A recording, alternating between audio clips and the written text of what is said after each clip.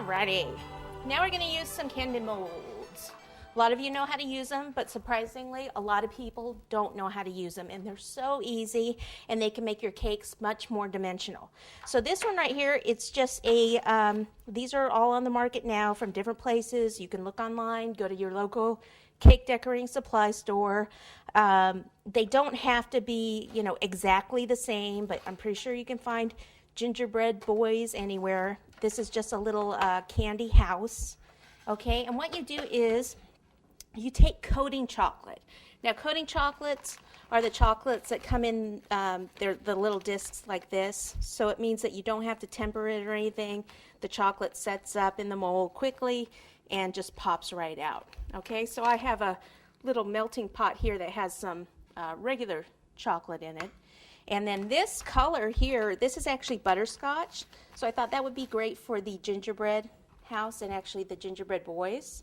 Okay, so that's one way of doing it. You can also, which I'm going to do a little bit later, is kind of cover some areas with fondant, because I do that sometimes. I'll say I didn't have that color chocolate.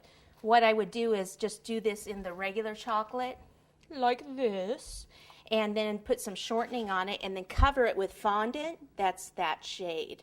And we'll do some other things on here with fondant to kind of, so you can kind of see what I mean. Okay, so there's ways to work around, because the butterscotch, also peanut butter is about the same color. You could use those, or regular chocolate and add some white chocolate to lighten it.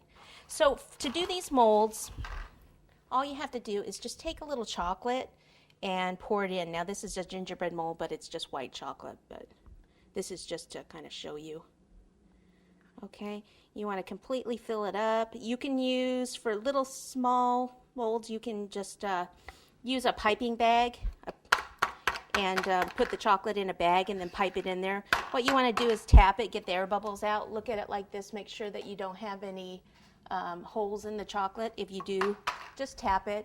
If you want to put like a white candy stick or skewer in here, this skewer is actually a little bit too long for the mold, so I'll just cut some of it off, pop it down in here, and then turn it. Okay, so when you turn it, it gets completely coated, and then you just take it, and I can pop it in the refrigerator.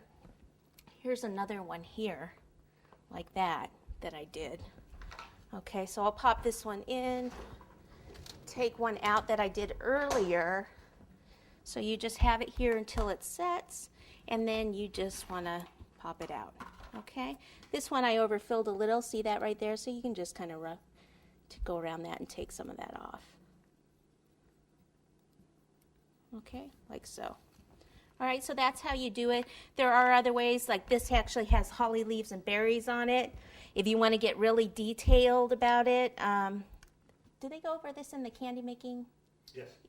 Candy, what is the name of that? It's Candy Making Made Easy. Candy Making Made Easy. They actually go more into detail work on the molds. A lot of times I'll just do fondant over it, but there's other ways of doing it. What you do is you melt like red chocolate, and you put it where the berries are with a small brush, let that set up, and then you fill this part with some green. You paint this with green chocolate, let it set, and then fill the whole thing in with white. Okay, but if you want to get more into that, then you can certainly look at that video for more ideas.